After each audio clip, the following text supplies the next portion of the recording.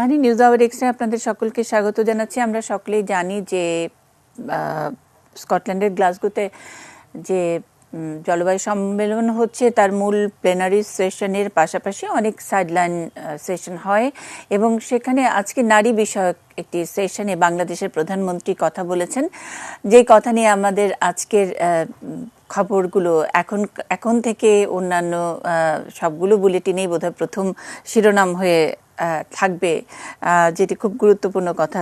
বাংলাদেশের প্রধানমন্ত্রী বলেছেন যে জলবায়ু পরিবর্তনের সবচেয়ে ক্ষতিগ্রস্ত নারীরা, তাই জলবায়ু বিষয় নীতিমালায় তাদের অধিকার নিশ্চিত করা জরুরি, এরকম একটি কথা এত জোরালোভাবে যিনি বলেছেন বাংলাদেশের প্রধানমন্ত্রী, তার এই বক্তব্য ধরেই আমরা আজকের আলোচনা সাজিয়েছি। শিরোনাম রেখেছি জলবায়ুতে নারী। শুধুমাত্র জলবায়ু সম্মেলন ও নারী তা নয়, গোটা ইউনিভার্সের কথাই যদি বলি, নারীর অবস্থার কথাই যদি বলি, যে কোনো সংকটে সামনে এসে দাঁড়ানো এবং সংকটে যারা নাকি সবচেয়ে বেশি বিপদগ্রস্ত হয় সেটাও তো নারী।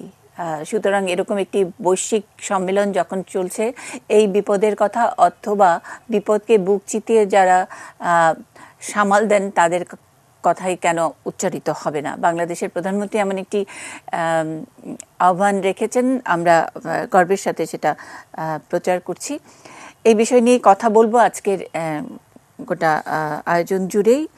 সঙ্গে রয়েছেন পরিবেশবিদ এবং জলবায়ু গবেষক ডক্টর আতিক রহমান, তাকে দেখতে পাবো আমরা কিছুক্ষণের মধ্যে। আর এখন সম্মেলনটি কভার করছেন বিভিন্ন চ্যানেলের সংবাদকর্মীরা আছেন, সিনিয়র জার্নালিস্টরা রয়েছেন। তাদের অনেকেই আমি অনুরোধ জানিয়েছি, সাড়া দিয়েছেন ফারজানা রূপা, ৭১ টেলিভিশনের বিশেষ প্রতিনিধি। আমি মাহফুজ মিশুকে পেয়েছি, যমুনা টেলিভিশনের সিনিয়র জার্নালিস্ট। আর যুক্ত হবেন সালাম জুবায়ের, দৈনিক সংবাদের চিফ রিপোর্টার। পরিবেশ সাংবাদিক খুলনা থেকে যুক্ত হয়েছেন রফিকুল ইসলাম মন্টু ভাইয়ের অবদানের কথা আমরা সবাই জানি। উনি গ্লাসগোতে নাই, কিন্তু গ্লাসগোতে তার অনেক কাজ নিয়ে হয়তো আলোচনা হচ্ছে। এর বাইরে অন্যান্য সংবাদকর্মীরাও যুক্ত হবেন অনুষ্ঠানের বিভিন্ন পর্যায়ে, তাদের সঙ্গে আমাদের কথা হবে। একটু দেখে নেই সহকর্মী আশিকুর রহমান অপু ডেস্কে বসে এই জলবায়ু সম্মেলনের যে খবরটি জানালেন, একেবারে সর্বশেষ খবর সেটি একটু দেখে ফারজানা রূপার কাছেই যাব। গ্লাসগোতে জলবায়ু সম্মেলনের সাইডলাইনে মঙ্গলবার বিশেষ আয়োজন ছিল উমেন অ্যান্ড ক্লাইমেট চেঞ্জ শীর্ষক উচ্চ পর্যায়ের প্যানেল আলোচনা। বাংলাদেশের প্রধানমন্ত্রী, স্কটল্যান্ডের ফার্স্ট মিনিস্টার, তানজানিয়ার প্রেসিডেন্ট এবং এস্তোনিয়ার প্রধানমন্ত্রী এতে নিজেদের দেশের অভিজ্ঞতা তুলে ধরেন। প্রধানমন্ত্রী শেখ হাসিনা বলেন, জলবায়ুর কারণে যখন কোনো এলাকা ক্ষতিগ্রস্ত হয় সেটার প্রভাব সবচেয়ে বেশি সামাল দিতে হয় নারীদের, কারণ পরিবারের খুঁটিনাটি নানান দায়িত্ব নারীরাই পালন করেন। The vulnerability mostly affected women, no doubt about it, and they look after the household, children, everything. So if you give responsibility, they can perform better, and our government will have done it. বাংলাদেশের জলবায়ু বিষয়ক পরিকল্পনা এবং বাজেটে নারীকে শক্তিশালী করার নানান পদক্ষেপ নেবার কথা তুলে ধরেন প্রধানমন্ত্রী। জলবায়ু পরিবর্তন মোকাবেলায় লিঙ্গ বৈষম্য দূর করার তাগিদ দেন তিনি। We have prepared the National Climate Change and Gender Action Plan to ensure gender equality in climate change related policies, strategies and interventions. বিশ্বের নারী নেতৃত্বকে একযোগে নারীর অধিকার আদায়ে সোচ্চার হবার পরামর্শ দেন বাংলাদেশের প্রধানমন্ত্রী। The women leaders for taking bold and decisive action in this COP for a global compact to build communities resilient to climate change in a way where everyone, both men and women, can participate. Ashikur Rahman Apu, ATN news, Dhaka. Farzana Rupa Glasgow থেকে আমাদের সঙ্গে যুক্ত হয়েছেন। আজকের এই sideline যে ইভেন্টটি সেটা সরাসরি কভার করেছেন, কারণ বাংলাদেশের প্রধানমন্ত্রীর সবগুলো ইভেন্টই আমাদের কাছে প্রাইম ইভেন্ট। আমরা যারা যেই সব দেশের সাংবাদিকরা কভার করতে যাই, তার দেশে তার রাষ্ট্রের নির্বাহী যিনি থাকেন তার ইভেন্টটি সবচেয়ে বড়। ফারজানা রূপা, প্রথমে শুনতে চাই এই বিষয়টি উচ্চারিত হলো যে সবচেয়ে বেশি ক্ষতিগ্রস্ত হয় এই জলবায়ুর যে এফেক্ট, অভিঘাত যেটাকে বলি, সেটা নারীদের উপর, এবং এই বিষয় নিয়ে সবসময় আলোচনা হয়, কিন্তু ডিসিশন মেকিং, নীতি নির্ধারণী যেসব ব্যাপারগুলো হয় সেখানে নারীদের অংশগ্রহণ বা নারীদের মেধা বা নারীদের পার্টিসিপেশন থাকে না। মনে হয় প্রধানমন্ত্রী এটাই বোঝাতে চেয়েছেন। সেশনটি কভার করতে গিয়ে যা যা মনে হয়েছে আপনার একটু আমাদেরকে বলবেন, আরও পুরো সম্মেলনের পুরো এনভায়রনমেন্টটাও আপনার কাছ থেকে একটু শুনতে চাই। ধন্যবাদ। নিশা, আপনি যেটি বললেন যে আমাদের জন্য প্রধানমন্ত্রী যেহেতু আমাদের জন্য এটি প্রাইম নিউজ এবং আমাদের সকলের নজর তার দিকে, এটি নিঃসন্দেহে একেবারেই সঠিক। কিন্তু বাংলাদেশের প্রধানমন্ত্রী জলবায়ু সম্মেলনে বিশেষ মনোযোগ কেড়েছেন সকলেরই, সারা বিশ্বের গণমাধ্যম কর্মীদের, রাজনীতিবিদের। কারণ বাংলাদেশ হচ্ছে জলবায়ুর যে ঝুঁকিপূর্ণ দেশ তার তালিকায় একেবারে সামনের সারিতে থাকা, এবং এরই মধ্যে প্রমাণও করেছে বাংলাদেশ নানা উদাহরণ তৈরি করতে যে জলবায়ু সংকট মোকাবেলায় একটি আক্রান্ত দেশ নিজের স্বল্প সক্ষমতা নিয়ে কিভাবে আস্তে আস্তে করে প্রতিরোধ গড়ে তুলতে পারে। আরেকটি কারণে প্রধানমন্ত্রী শেখ হাসিনা সকলের মনোযোগের কারণ আমরা দেখছিলাম যে 2015 সালে যদি সবশেষ কাছাকাছি সময় ধরি, 2015-কে আমরা যেহেতু জলবায়ু সম্মেলনের একটি টার্নিং পয়েন্ট হিসেবে উল্লেখ করছি, সেই সম্মেলনে উপস্থিত থেকে প্রতিনিধিত্বকারী, কৌশল প্রণয়নে সরাসরি অংশগ্রহণকারী খুব বেশি রাষ্ট্র সরকার প্রধান ধারাবাহিকভাবে আর আন্তর্জাতিক এই ফোরামগুলোতে নিজেদের অভিজ্ঞতা বিনিময় করার সুযোগ পাচ্ছেন না। আর প্রধানমন্ত্রী শেখ হাসিনার দীর্ঘ ধারাবাহিক রাজনৈতিক যে পথ চলা, তাতে কিন্তু এই মুহূর্তে যারা বিভিন্ন দেশের সরকার রাষ্ট্রপ্রধান আছেন তাদের যে ব্যক্তিগত যোগাযোগ, এরই মধ্যে আমরা যে সকল ছবি প্রকাশ দিয়েছি এবং আমরা সাইডলাইন ইভেন্টগুলোতে দেখেছি, সেটিও একটি নতুন মাত্রা অভিজ্ঞতা আমাদের দেশের জন্য। কারণ আমরা দেখি যে আপনি পরিবেশ জানতে চাচ্ছিলেন যে বিভিন্ন দেশের রাষ্ট্রপ্রধান, সরকার প্রধান, ইউরোপের মতো সভ্য দেশে যেটি হয় যে কেউ কোথাও হেঁটে গেলে কেউ কারোর দিকে ফিরে তাকায় না, এমন একটা সংস্কৃতির কথা আমরা শুনি।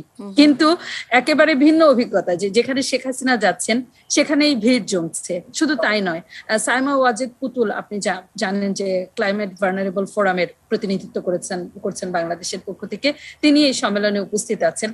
পৃথিবীর বিভিন্ন গণমাধ্যমকে কিন্তু তার সাক্ষাৎকার দিতে হচ্ছে, কথা বলতে হচ্ছে, তিনিও ব্যস্ততম সময় কাটাচ্ছেন। এবার একটু নারী প্রসঙ্গে বলি। বাংলাদেশে এই মুহূর্তে খুবই গরম খবর হচ্ছে ইউনিয়ন পরিষদ নির্বাচন সামনে, মনোনয়নের তালিকা চূড়ান্ত হচ্ছে। সেটির একটি ছোট গল্প বলি। মনোনয়ন বোর্ডে আছেন এমন এক পুরুষ রাজনীতিবিদ, শেখ হাসিনার সহকর্মী, খুব আক্ষেপ করে আমাকে বলছিলেন যে কোনো নারীর নাম যদি ওনার সামনে পড়ে উনি কোনো কিছু না দেখেই বলেন, ও একটা মেয়ে পাওয়া গেছে, ওর নাম দিয়ে দাও। তখন আর ওখানে কে আছে নাই এটি তিনি বিবেচনা করেন না। ফলে বাংলাদেশের যদি এখন আমরা নানান কাঠামো দেখি, তাতে হচ্ছে নীতি নির্ধারকের সর্বোচ্চ পর্যায় থেকে তার ভাবনাগুলোর প্রতিফলন আমরা নারীর ক্ষমতায়নে দেখতে পাই। এটিকে তিনি বিশেষভাবে গুরুত্ব দেন যে তার ভাবনার প্রকাশ আজকে এই সম্মেলনে এসেছে। তিনি বলেছেন যে এটি পরিষ্কার, নারী সবচেয়ে বড় শিকার হবে, কারণ নারীর তো ক্ষমতাই নাই। যখন বিপদ আসে তখন নারীকেই সেই বিপদের মুখে সবার আগে পড়তে হয়। তাকে যে হাঁস মুরগিগুলো সামলানো থেকে শুরু করে যখন মাটিতে ফসল ফলে না, মাটি খরায় মুখে পড়ে বা বন্যা হয়, তখন আসলে নারীরই। এবং এ কারণে বাংলাদেশ কিন্তু আমাদের কাছে, আমরা যারা দেশে থাকি হয়তো অনেক সময় মনে হয় যে এগুলো বোধহয় খুব স্বাভাবিক ঘটনা, কিন্তু আমাদের বাজেট ধীরে ধীরে বদলাতে শুরু করেছে, বাংলাদেশের নীতি কৌশল। এবং প্রধানমন্ত্রী শেখ হাসিনা আজকে ধরে ধরে সেই উদাহরণগুলো দিয়েছেন যেন অন্য দেশগুলো একইভাবে এই উদাহরণগুলো নিতে পারে। এবং তিনি বলেছেন যে তহবিল গঠনের কথা বলা হচ্ছে, সেই তহবিলের যে ভাগ বাটোয়ারা এবং ব্যবহারের নীতি কৌশল হবে, সেখানেও যেন এই বিষয়টি মাথায় রাখা হয়। পরে আবার বলি না হয়। অসাধারণ, আমার খুবই ভালো লাগলো যে আমরা যখন নাকি কাভার করি বা কাভার করতে যাই, দুই রকমের অভিজ্ঞতা। যাওয়ার সময় অনেকে মনে করে যে বিশ্ব ফোরামে আমরা কোথায় পড়ে থাকবো, আর যখন ফারজানা রূপা বলছেন যে আর কে কার দিকে তাকায়, কোথায় দিয়ে বরিস জনসন গেল না কোথায় দিয়ে কে গেল, হয়তো ওরকম করে তাকায় না, কিন্তু বাংলাদেশের দিকে অন্যভাবে তাকাচ্ছে বিশ্ব নেতৃবৃন্দই বলি আর সাংবাদিকরাই বলি। এই ইভেন্টটি যখন কাভার করছেন একদম স্পেসিফিক, যেহেতু আজকে আমাদের শিরোনাম জলবায়ুতে নারী, আমরা জানি বিভিন্ন সাইডলাইন ইভেন্ট, ফিল্ম প্রদর্শনী হচ্ছে, বাংলাদেশের কিছু ভালো ভালো কাজ ওখানে প্রদর্শিত হচ্ছে, অ্যাডাপ্টেশনের অনেক গল্প ওখানে শেয়ার করা হচ্ছে। তো এই ইভেন্টের সময় যখন নাকি আপনি আপনার মতো নিউজ পাঠাচ্ছেন, আপনি আপনার মতো লাইভ করছেন, অন্য দেশের অন্য সাংবাদিকরা তারা কি এটাকে মানে আমার প্রশ্নটা হলো, শেখ হাসিনা অন্য দেশের কোনো সাংবাদিক কি টপ লাইন হচ্ছে আজকে? কি আমাকে জিজ্ঞেস করলেন? হ্যাঁ হ্যাঁ জি, ফারজানা আচ্ছা, রূপা। আবারও একটা অভিজ্ঞতার কথা বলি। আপনি জানেন যে এই জাতীয় আন্তর্জাতিক সম্মেলনে অনেক বেশি নিরাপত্তাজনিত পরীক্ষা নিরীক্ষার মধ্যে দিয়ে যেতে হয়, কার্ড করতে হয়। তো গতকাল প্রথম দিন সকালে আমরা প্রায় 2,500-3,000 মানুষের এরকম একটা লম্বা লাইনের মধ্যে ছিলাম। তো অনেক সময় লাইনে থাকতে থাকতে যেটা হয় যে আশেপাশের মানুষজনের কথাবার্তা, হঠাৎ করে 2-3 জন ব্রিটিশ সাংবাদিক যারা ব্রিটেনের প্রথম সারির গণমাধ্যম কর্মী, তারা বুঝতে পারলেন যে আমরা বাংলাদেশ থেকে এসেছি, এবং আমরা বাংলাদেশ থেকে এসেছি শোনার পরেই তাদের প্রথম কথা যে আমাদের পেশা কি বা আমরা এখানে কি, যখন জানলেন তারা যে আমরা সাংবাদিক, তখন লাইনে যেখানে সবার আগে যাওয়ার তারা আসলে ব্যস্ত হয়ে পড়লেন যে আমাদের কোনোভাবে তারা সাক্ষাৎকার নিতে পারেন কিনা। দুটি প্রসঙ্গ তাদের, একটি হচ্ছে শেখ হাসিনা কিভাবে বাংলাদেশে আসলে কাজ করছে, কেন এত আলোচনা, এই পথটা কেমন, আসলে আমরা কি দেখছি দেশের ভিতরে এই গত প্যান্ডেমিকের যে 14 মাস, এর মধ্যে তো বাইরের যাতায়াত ছিল না, কি ঘটে গেছে। আরেকটি হচ্ছে যে জলবায়ু সংকট মোকাবেলায় বাংলাদেশের এই মুহূর্তে অবস্থা কি, সেটি তারা জানতে চায়। আমি এটি বললাম যে গণমাধ্যম কর্মীদের একটি আগ্রহের প্রসঙ্গের কথা। সাইমা ওয়াজেদ পুতুল গতকাল 4টি গণমাধ্যমে সাক্ষাৎকার দিয়েছেন, আমি উপস্থিত ছিলাম, এবং আমি দেখেছি যে আমাদের যিনি প্রেস মিনিস্টার আছেন, বিবিসির এখানকার যিনি সাংবাদিক, তিনি শেখ হাসিনার সময় চাইছেন যে আমার আধা ঘন্টার একটি স্লট আমরা রেখেছি, যদি বাংলাদেশের প্রধানমন্ত্রী সময় দেন আমরা তার সাক্ষাৎকার নিতে চাই। মনীষা, আপনিও জানেন যে এই জাতীয় ইভেন্ট আপনি কভার করেছেন, আপনার সাথে আন্তর্জাতিক গণমাধ্যম কর্মীদের যোগাযোগ হয়, এবং তারা কিন্তু নানান কারণে বাংলাদেশের প্রধানমন্ত্রীর সাক্ষাৎকার নেওয়ার জন্য উদ্গ্রীব থাকেন, সেটি শিরোনাম করতে চান।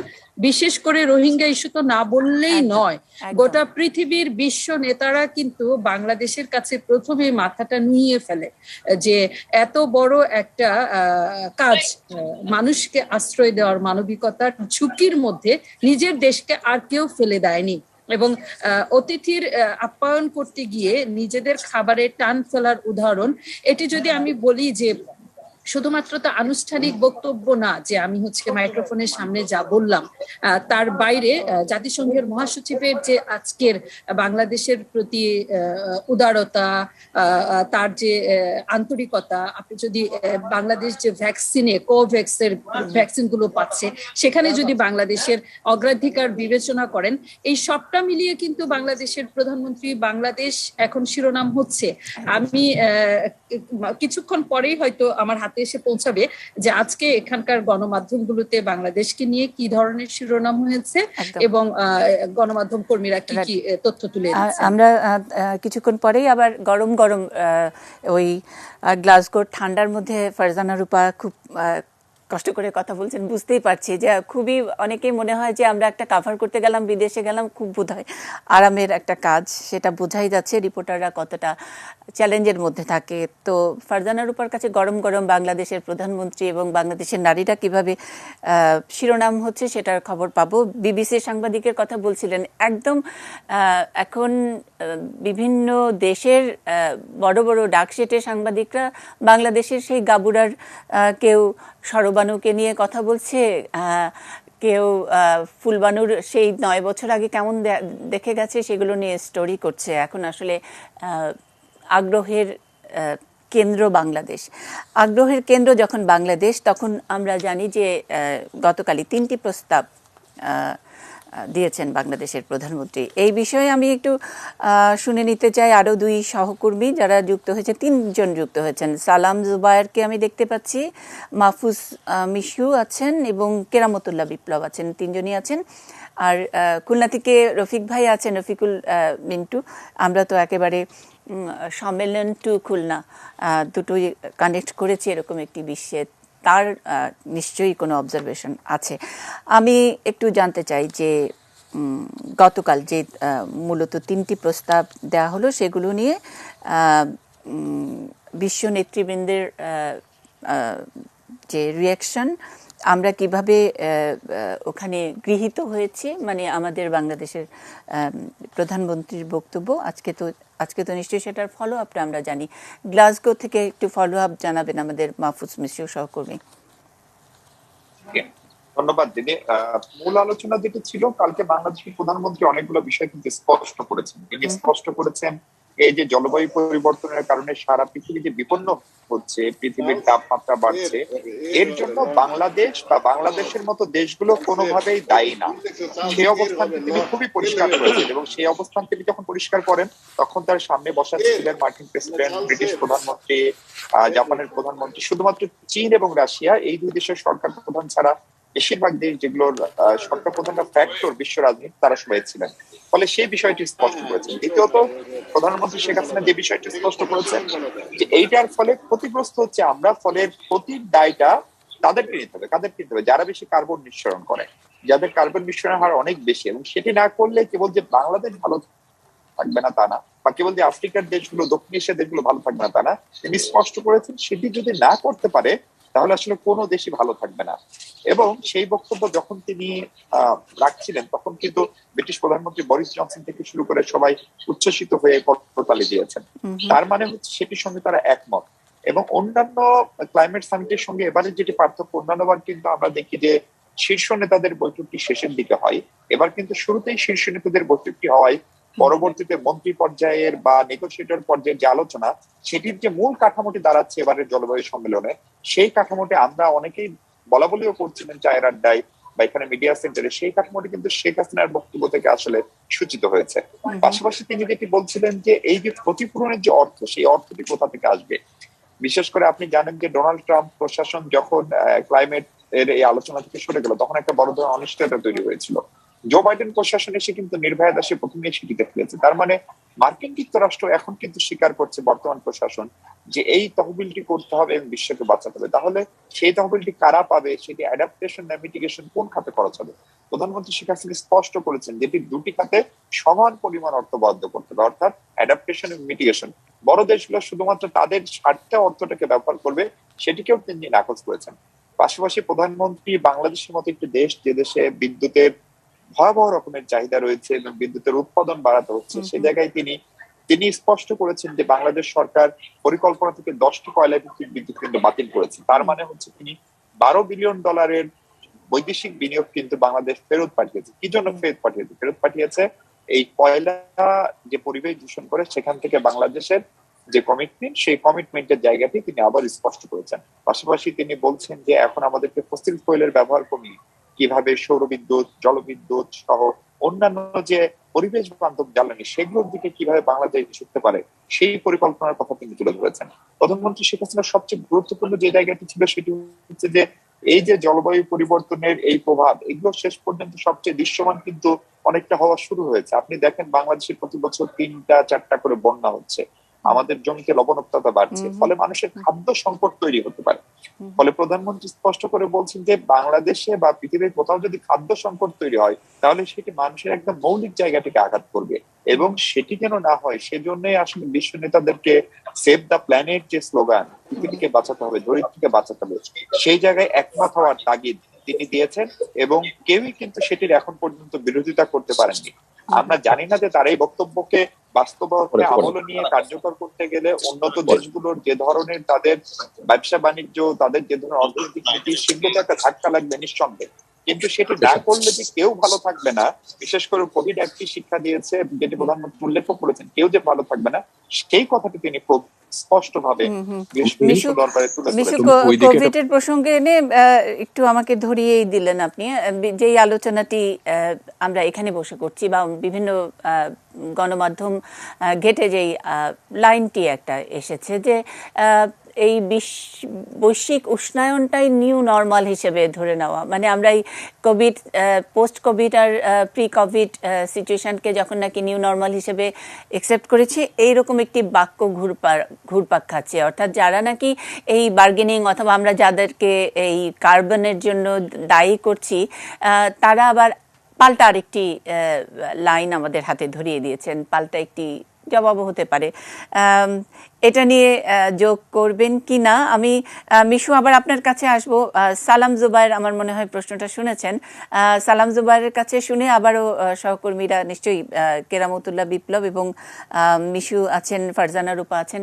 এই নিউ নর্মাল, এই বৈশ্বিক উষ্ণায়ন যে ব্যাপারটি ঘটছে প্রতিদিনই, সেটা নিয়ে আমরা চাপ সৃষ্টি করছি কখনো কখনো এরকম বৈশ্বিক সম্মেলনে, কিন্তু এটাকে নিউ নর্মাল হিসেবে ধরে নেওয়ার জন্য বিশ্ব নেতৃবৃন্দের এক ধরনের পাল্টা জবাব, দায়ী যারা আসলে, যাদেরকে আমরা পয়েন্ট আউট করছি। সালাম জুবায়ের আনমিউট করবেন, আমি আপনার কাছ থেকে একটু শুনতে চাচ্ছি। সালাম জুবায়ের আনমিউট করবেন একটু।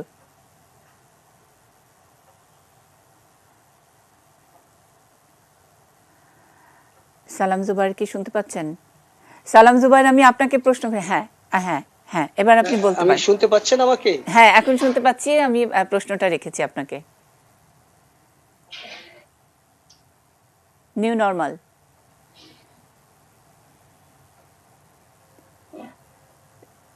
সালাম জুবায়ের। জি হ্যাঁ, আমার আসলে এইবারে জি আপনি বলেন। আমি শুনতে পাচ্ছি। জি, আমরা সবাই শুনতে পাচ্ছি, দর্শক শুনতে আসলে পাচ্ছেন। এইবারের কপ এই যে 26-এ যেই সারা দিন গত দুদিন ধরে আমরা এখানে আছি, এবং আমি বিভিন্ন দেশের প্রতিনিধি এবং সাধারণ যারা পরিবেশ কর্মী এই গ্লাসগোতে সম্মেলনে এসেছেন, তাদের অনেকের সাথেই কথা বলেছি। তারা একটা প্রশ্ন তাদের কাছে ছিল যে এইবারে কপ সম্মেলনে আমরা কি অর্জন করতে পারি। তো সবার কথার মধ্য দিয়ে একটা বিষয় পরিষ্কার হয়েছে যে এটা সারা বিশ্বের যারা দূষণের জন্য সবচেয়ে বেশি দায়ী, আপনি বা আমরা জানি যে সবচেয়ে বেশি দূষণ করছে চীন, তারপরে মার্কিন যুক্তরাষ্ট্র, 3 নম্বরে আছে ভারত। এই দূষণকারী দেশগুলোর কে নিয়ে 2015 সালে প্যারিসে যে চুক্তি হয়েছিল, সেই চুক্তি অনুযায়ী তারা অনেক কিছু অঙ্গীকার করেছিল, সেই অঙ্গীকারগুলো পূরণ হয়নি। এবারের এই COP26-এ সেই অঙ্গীকারগুলো পূরণ না করার জন্য এই ধনী দেশগুলো এবং যারা এই দূষণের জন্য বেশি মাত্রায় দায়ী, তাদের উপর একটা প্রচন্ড চাপ সৃষ্টি হয়েছে। আপনি একটু আগে শুনলেন যে আজকে এইবারের সম্মেলনে যেসব প্রতিনিধিরা বক্তৃতা দিয়েছেন, তারা কিন্তু সবাই ওই বিষয়গুলোকে হাইলাইট করেছে।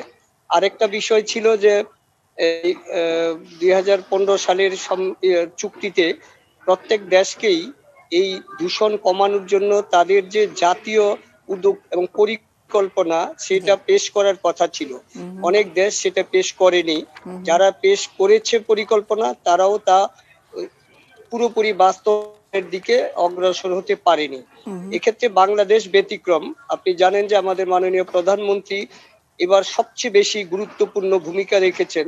তিনি যেসব কথা বলেছেন এবং বাংলাদেশ ইতিমধ্যে যেসব উদ্যোগ নিয়েছে, এগুলোর বিস্তারিত বিবরণ ইতিমধ্যে সংবাদপত্রে এবং আপনাদের টেলিভিশন মিডিয়াতে প্রচারিত হয়েছে। এই কারণের মধ্য দিয়ে আমরা এটা বলতে পারি, এবং আমি নিজে ব্যক্তিগতভাবে আমাদের পররাষ্ট্রমন্ত্রীকেও জিজ্ঞেস করেছিলাম যে এই কপের মধ্যে দিয়ে আমাদের কি অর্জনটা আসতে পারে।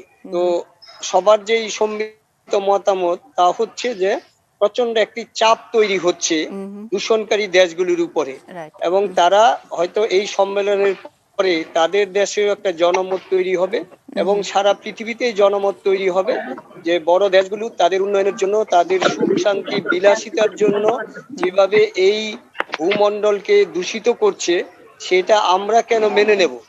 আমরা তো এই জন্য দায়ী না।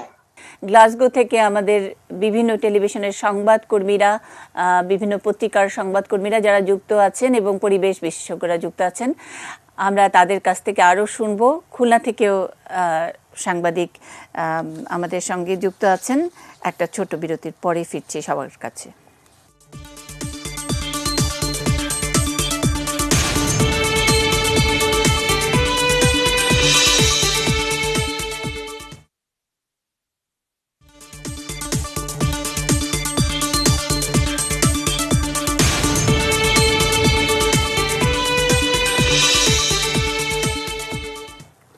ইস্পাহানি নিউজ আওয়ার এক্সট্রা, জলবায়ুতে নারী, এই বিষয় নিয়ে আমরা কথা বলছি।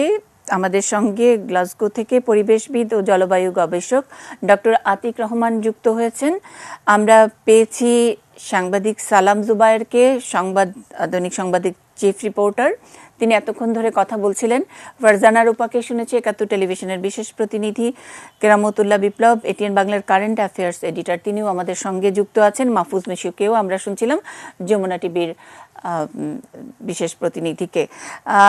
পরিবেশ সাংবাদিক রফিকুল ইসলাম মন্টু ভাই ধৈর্য নিয়ে শুনছেন, আমরা তার কথাও একেবারে মনোযোগ দিয়ে শোনার জন্য আগ্রহী আছি। তার আগে গ্লাসগোতে অনেক ধরনের ব্যস্ততা, আমি জানি এরকম একটি বড় ইভেন্ট কাভার করতে গেলে অনেক রকমের ব্যাপার থাকে, কিন্তু তার মধ্যে থেকে আমি অনেক আমার বন্ধুদেরকে আটকেছি। ডক্টর আতিক রহমানের কাছে শুধু ওই সূত্র ধরে যাই যে চাপ সৃষ্টি হয়েছে, এরকম একটি কথা বলছিলেন সালাম জুবায়ের এবারের সম্মেলনে। প্রত্যেক সম্মেলনেই তো যেসব প্রতিশ্রুতি থাকে, যেগুলো দিতে হবে, যেগুলো কমাতে হবে, সেগুলো নিয়ে চাপ তৈরি হয়, এবং তারপরে চাপটা কি আসলে আমরা চেপে রাখি 1 বছরের জন্য বা 2 বছরের জন্য, তারপরে আবারও আরেকটা কোথাও রোম থেকে গ্লাসগো থেকে প্যারিস থেকে ইত্যাদি নানান ডিক্লারেশন নাম ধরে এটার বয়স বাড়ছে, মানে COP26 হচ্ছে। কেমন চাপ হলে আসলে আমরা বিভিন্ন রকমের যে দাবি করি 100 বিলিয়ন 200 বিলিয়ন, সেগুলো সত্যি ছাড় পাবে? আতিক রহমান। জি, জলবায়ু পরিবর্তনের এই যে COP 26 নম্বর COP কনফারেন্স পার্টি, তার মানে হচ্ছে পৃথিবীর সমস্ত দেশ তাদের সরকারের প্রতিনিধিত্ব করছেন এবং তারা বিভিন্ন আলোচনা করছেন। এবার বিশেষ করে এই নতুন একটা ডাইমেনশন নিয়েছে এই কনফারেন্স, যেহেতু কোভিড এর জন্য গত কনফারেন্স হতে পারেনি গত বছর, আরেকটু এবং এখন একটা অনুভব এসছে। আগে আমরা ভাবতাম শুধু জলবায়ু পরিবর্তনের ফল গরিব দেশ খালি কষ্ট পাবে, এখন দেখা যাচ্ছে যে মার্কিন যুক্তরাষ্ট্র, কানাডা, অস্ট্রেলিয়া, ইউরোপ সব জায়গায় বন্যা হচ্ছে। জার্মানির বন্যা, নিউ ইয়র্কের বন্যা, অস্ট্রেলিয়ার আগুন লাগা দাবানল, কানাডা আমেরিকার উত্তর পশ্চিমের দাবানল, এগুলো সব নতুন দিগন্ত তৈরি করছে। ৪৯ ডিগ্রি থেকে ৫০ ডিগ্রি পর্যন্ত যে অভিজ্ঞতা কানাডা এবং আমেরিকার উত্তরে, সে অভিজ্ঞতা একদমই আগে কখনো দেখা যায়নি। আরো রাশিয়ার ভেতরে যে বিভিন্ন জায়গা ছিল যেগুলো তুষারপাত থাকতো, সেখানে এখন তীব্রভাবে আগুন জ্বলছে এই জলবায়ু পরিবর্তনের গ্লোবাল ওয়ার্মিং এর জন্য। তো এই সমস্ত মিলিয়ে পৃথিবী একটা নতুন ধাক্কা সামনে আছে, এবং এখানে এই COP এলাকায় এখানে যে আলোচনা চলছে, সেখানে আমাদের জাতিসংঘের প্রধান, সমস্ত বড় বড় রাষ্ট্রের প্রধানরা এসেছেন। তারা আলোচনা করে আজকে বড় নেতাদের শেষ দিন, 2 দিনে আমাদের প্রধানমন্ত্রী বাংলাদেশের শেখ হাসিনা, উনিও তার বক্তব্য দিয়েছেন। আজকে সকালে টেকনিক্যাল আলোচনার ভেতরে ডিফরেস্টেশন ও পৃথিবীর গাছপালা কিভাবে বাঁচানো যাবে, বন জঙ্গল কিভাবে বাঁচানো যাবে, আমাজন পুড়ছে এবং দখল হয়ে যাচ্ছে, জঙ্গল, আফ্রিকার জঙ্গল ফরেস্ট্রি দখল হয়ে যাচ্ছে, আমাদের সুন্দরবন ব্যতীত হচ্ছে বারবার সাইক্লোনের ধাক্কায়। অর্থাৎ এগুলোকে বাঁচিয়ে রাখার দায়িত্ব প্রত্যেক দেশকে নিতে হবে, এবং তার জন্য অর্থায়নের প্রয়োজন, সেগুলো কোত্থেকে আসবে, এই সমস্ত আলোচনা চারিদিকে হচ্ছে এখন। তাছাড়া অন্যান্য যে এজেন্ডা গুলো রয়ে গেছে, সেই এজেন্ডা গুলো বারবার সামনে আসছে। এবার প্রথমে প্রসিডিওর, তারপরে ফাইন্যান্স, তারপরে ফরেস্ট্রি, আস্তে আস্তে গ্রিন হাউস গ্যাস কতটা কমানো যাবে। কিন্তু যাই কমানো যায়, সবচেয়ে বেশি এখন যত কমাতে পারছে, তাতে মনে হচ্ছে এই শতাব্দীর শেষে 2.7 ডিগ্রি বাড়বে, যেখানে সরকাররা মনে করছে 1.5-এ রাখতে। তার সম্ভাবনা খুবই ক্ষীণ। তবুও চেষ্টা করতে হবে যদি এই বর্তমান মানব সভ্যতাকে বাঁচাতে চায়। বাংলাদেশের সবচেয়ে বড় সম্পদ হচ্ছে মানুষ, সাধারণ মানুষ, বিশেষ করে নারীরা বিভিন্ন ভাবে খাপ খাইয়ে নেয়া, যেটাকে আমরা অ্যাডাপ্টেশন বলছি, সেটা করতে পারছে। এবং সরকার, জনগণ, NGO, civil society, private sector সবাই একসাথে হয়ে, প্রায় স্থানীয় সরকার সবাই মিলে একটা নতুন দিগন্তের সৃষ্টি করছে। এই মহাবিপদের ভেতরেও স্যার, আপনার অভিজ্ঞতা থেকে আমার শুধু একটা জিনিস জানতে ইচ্ছে করছে। আপনি তো এই COP যতবারই হচ্ছে আপনি বাংলাদেশকে প্রতিনিধিত্ব করছেন, আপনার অনেক লম্বা সময়ের অভিজ্ঞতা, যেটা আমরা জানি যে গত বছর হতে পারেনি একেবারে, বলি যে এই শতাব্দীর সবচেয়ে বড় বিপর্যয় কোভিড পরবর্তী সময়ে যখন একটি এরকম একটি বৈশ্বিক সম্মেলন হয়, new normal situation, this is a bubble world এরকম করে বলা হচ্ছে, এবং সেখানে নানা রকম প্রিকশন ইত্যাদি নানান কথা বলে আমাদেরকে সচেতন করা হচ্ছে। তো এই বাবল ওয়ার্ল্ড, নিউ নর্মাল, এখানে কি বিশ্ব মনস্তত্ত্ব যেটা বা নেতৃত্বের মনস্তত্ত্ব, সেখানে কি কোনো রিয়ালাইজেশন লক্ষ্য করছেন? আপনার অভিজ্ঞতা থেকে জানতে চাই স্যার। একজন আতিক রহমানই আছেন যেটা এমন করে বলতে পারবেন, কারণ পরিবেশটা নিয়েই আপনার কাজ এবং আপনি একেবারে ডে ওয়ান থেকে জিনিসটা দেখছেন। জি, আলোচনাটা খুবই ইন্টারেস্টিং, কারণ পৃথিবীর নেতৃত্বে যারা আছেন তারা কতটা এই প্রচন্ড শক্তিশালী যে পরিবর্তন ক্লাইমেট যে ফলে যা হচ্ছে সেটাকে কন্ট্রোলে আনতে পারবে।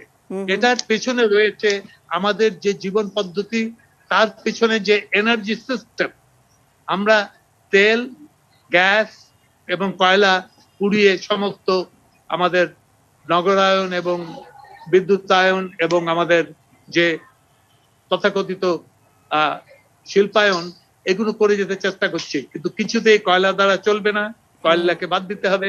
সেটা নিয়ে সিদ্ধান্ত হয়েছে, বাংলাদেশ সরকারের সিদ্ধান্ত নিয়েছে আস্তে আস্তে কয়লা থেকে চলে যাবে। অন্যান্য সরকারের কঠিন, কিন্তু তার পরবর্তীতে কি আসবে সেই টেকনোলজি গুলো এখন এগোচ্ছে, ম্যাচিওর করছে। বাংলাদেশ সৌর বিদ্যুৎ নিয়ে যে প্রচন্ড শক্তিতে এগিয়েছিল, আমার সৌভাগ্য হয়েছিল সেই পদ্ধতির নেতৃত্ব দেওয়ার, এবং এখন 5.8 মিলিয়ন 58 লক্ষ বাড়িতে সন্ধ্যাবেলা আলো জ্বলছে সৌর বিদ্যুৎ দিয়ে, হাজার হাজার লক্ষ লক্ষ এখন সৌর বিদ্যুৎ লাগানো হয়েছে। স্যার এগুলো তো পরিসংখ্যান। আমি বলছি আপনি যখন নাকি ডিল করছেন এই ধরনের ডক্টর আতিক রহমানের লেভেলের অন্য দেশের যারা নীতি নির্ধারণী পর্যায়ে যারা ভূমিকা রাখেন, সেরকম মানুষজনের সঙ্গে, সেরকম বিশেষজ্ঞদের সঙ্গে আপনি ডিল করছেন, কথা বলছেন। কোভিড পূর্ব এবং কোভিড পরবর্তী এই কোপ বা এরকম বৈশ্বিক সম্মেলনে কোনো মনস্তত্ত্বের পার্থক্য বুঝতে পারছেন? রিয়ালাইজেশনের কথা বলছেন, চাপ নিয়ে আমরা শুরুতে কথা বলছি, সালাম জুবায়ের আছেন, আরও চাপ নিয়ে বোধহয় আরও কথা বলবেন। আমরা সবসময় এই বড় বড় ইভেন্টগুলোর সময় আমরা প্রথম নিউজ আমাদের যে চাপ সৃষ্টি হয়েছে, তারপরে তো চাপ তো চেপেই যায়। আমি বলতে চাই স্যার, কোভিডের পরবর্তী সময় বিশ্ব নেতৃবৃন্দের বা যারা নাকি রেসপন্সিবল অথবা যাদের কোনো কিছু করার আছে, তারা কিছুটা হলেও একটু ডিফারেন্ট আচরণ করছে কিনা? মাঝখানে একটা কোভিড সিচুয়েশন আমাদের চলে গেছে, কোভিড একটা অভিজ্ঞতা বিরাট। ফান্ডিং একটা কথা, সবাই ব্যাপারটা বোঝে যে টাকা দরকার, এই টাকা দরকার বলেই ফান্ডিং, কিন্তু $100 বিলিয়ন সমগ্র বিশ্বের জন্য খুব একটা ছোট অঙ্ক। আমরা সেখানে বলেছিলাম যে 5 বছর, যেহেতু 2015 সালের থেকে $100 বিলিয়ন প্রতি বছর দেওয়ার কথা, আমরা এখন বলেছি যে 5 বছরের জন্য অন্তত $500 বিলিয়ন টেবিলে রাখবেন, তাহলে এক একটা দেশ পরিকল্পনা করতে পারবে কিভাবে এগোবে। সেইখানে আমরা যে অবস্থানে আছি তাতে আমরা এগোতে পারছি না এবং শুরুও করতে পারছি না। কথায় যতটা বলা হচ্ছে টাকার কথা, টেবিলে টাকার পকেট থেকে টাকা বের করাটা অত বেশি হচ্ছে না। বিশেষ করে এটা পাশ্চাত্য দেশের একটা বড় স্ট্রং পয়েন্ট না। আমাদের যে প্রয়োজন শুধু টাকা দিয়েই সমস্যা। এখন ধরা যাক $5 বিলিয়ন, বাংলাদেশ $1 বিলিয়ন পেল, আমাদেরকে সেই টাকা খরচ করার সক্ষমতা আছে? আমরা টেকনোলজি সম্পর্কে আমরা নিশ্চিন্ত যে কোন প্রযুক্তি ব্যবহার করে আমি কয়লা ছেড়ে দিয়ে তাড়াতাড়ি কিভাবে যাব। এখন বিদ্যুতায়ন করার জন্য আমার সৌর বিদ্যুৎ দরকার, আমার সমুদ্রের ভেতরে যে আমাকে উইন্ড এনার্জি আনতে হবে, যেহেতু বাংলাদেশের ভেতরে উইন্ড এনার্জি নেই। অন্যান্য এনার্জি কি অল্টারনেটিভ? আমরা বলছি এনার্জি এফিসিয়েন্সি, অর্থাৎ যে পরিমাণ আমরা এনার্জি খরচ করছি একটা কাজ করার জন্য, তার চেয়ে অল্প এনার্জিতে আমরা বেশি কাজ করতে পারি। এই সমস্ত টেকনোলজি এগোতে হলে আমার প্রথমে দরকার জ্ঞান, তারপরে দরকার অর্থ, তারপরে দরকার পরিকল্পনা, তারপরে হচ্ছে কিভাবে স্পষ্টভাবে আমরা এই কাজগুলো করে। সবচেয়ে বেশি যেটা দরকার সেটা হচ্ছে জনগণকে উদ্বুদ্ধ করে তারা যেন আমাদের সঙ্গে এই কাজগুলো করে যায়। এই একই কথা সেই পৃথিবীর উন্নত এবং উন্নয়নশীল দেশের বিভিন্ন নেতাদের সঙ্গে গত 40 বছর ধরে যে সমস্ত পার্টির সঙ্গে আমরা আমরা আলাপ করে আসছি এবং এই অল্টারনেটিভ দিচ্ছি। সরকারের পক্ষে এই উদ্ভাবন সম্ভব না। এই উদ্ভাবন সম্ভব বিজ্ঞানীদের দ্বারা, চিন্তাবিদদের দ্বারা, যারা এখানে ঘুরে বেড়াচ্ছেন। তারা সব কথা যে কনফারেন্সের ভিতরে বা স্টেজে বলা হচ্ছে তা না, সাইড লাইনে এই আপনি আমি যে কথা বলছি এই কথাগুলো আলোচনা করে সেখান থেকেই নতুন নতুন আইডিয়া আসে।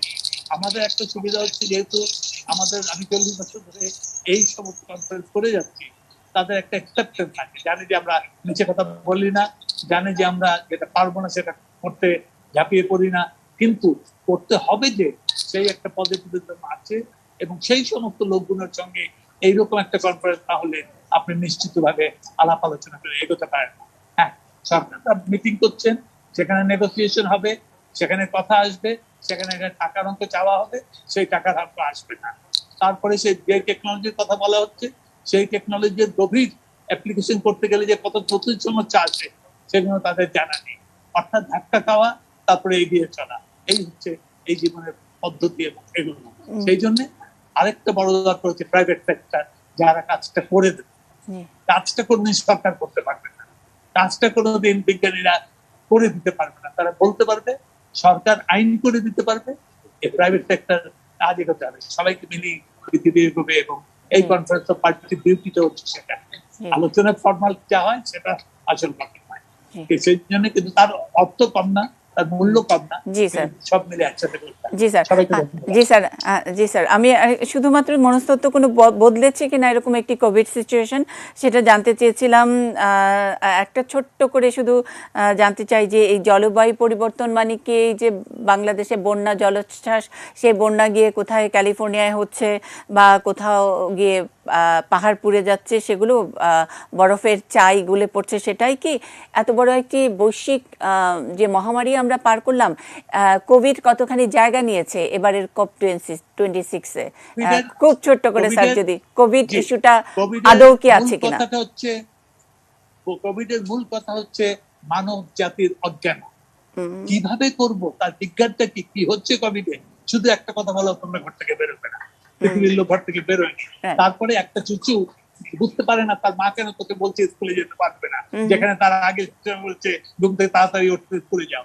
এই যে একটা কন্ট্রাডিকশন কোভিড আমাদের দিয়েছে, আমাদের সবার হাত পা বেঁধে ফেলেছিল। সবচেয়ে বড় আমাদের মানসিক, আমাদের মাইন্ডসেট সেটাকে বেঁধে একটা সাফোকেটিং অবস্থা আমাদের বন্ধ করে ফেলেছিল। সেখান থেকে ধাপে ধাপে বেরিয়ে আসা।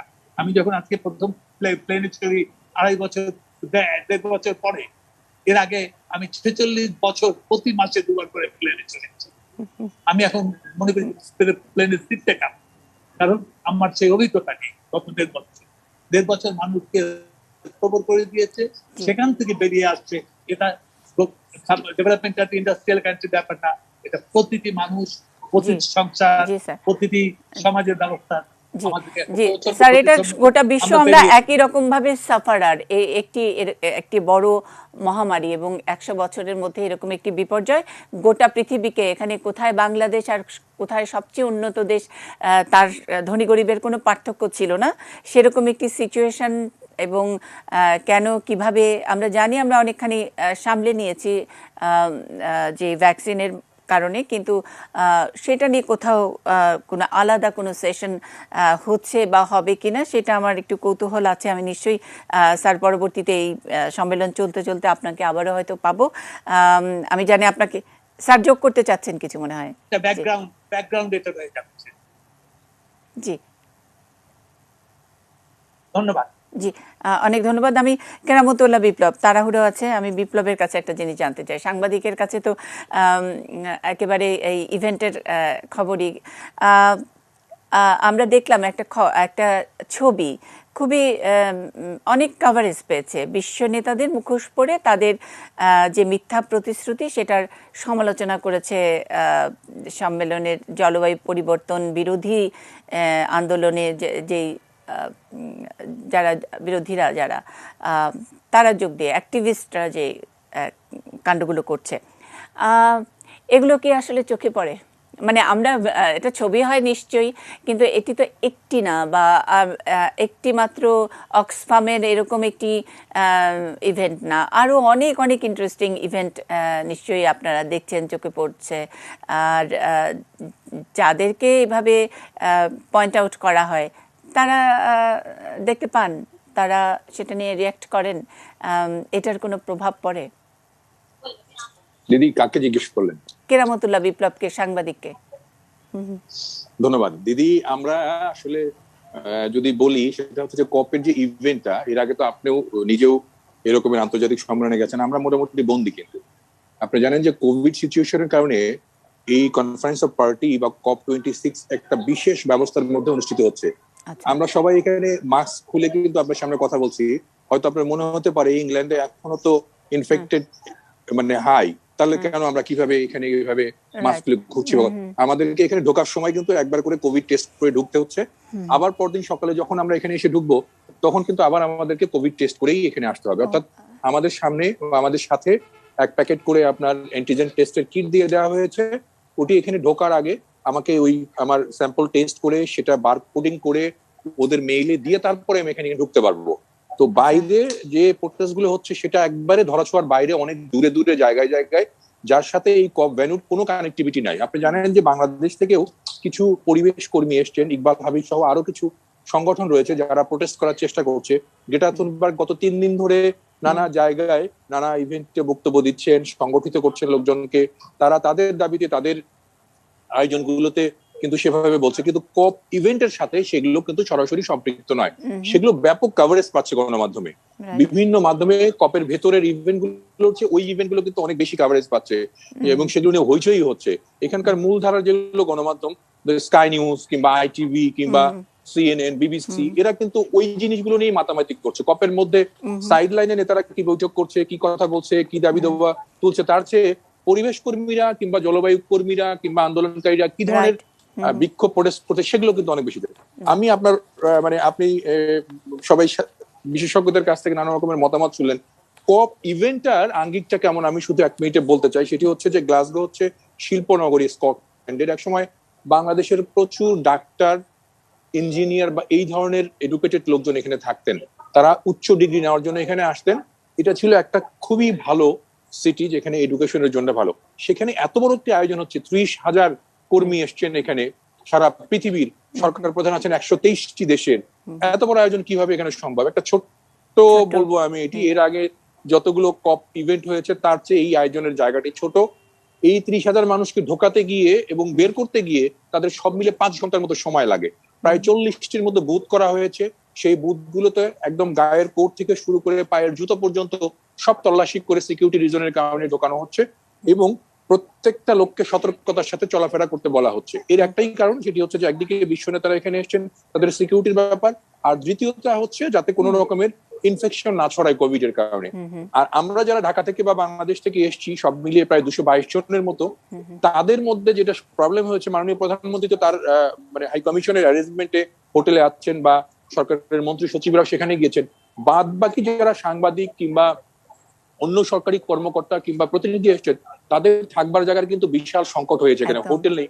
কেউ কেউ এদিনবরা থেকে আসছেন এখানে, যেটি আসতে ট্রেনে 1 ঘন্টা 1.25 ঘন্টা লাগছে। কেউ কেউ 200 কিলোমিটার দূরে গিয়ে বাড়ি ভাড়া নিয়ে সেখানে থাকছেন। যেমন আমি যেটি থাকি এখান থেকে প্রায় 4 কিলোমিটার দূরে বাংলাদেশি একজনের সাথে অনুরোধ করে সেই জায়গাটা আমি ভাড়া নিয়েছি। সেখান থেকে আমি সকালবেলা হেঁটে এখানে আসি, আমার 44 মিনিট 45 মিনিট সময় লাগে। মানে এই যে অ্যারেঞ্জমেন্টের ব্যাপারটা, সেটিও কিন্তু খুব দ্রুত এত সুন্দর করে এখানে করা যায়নি।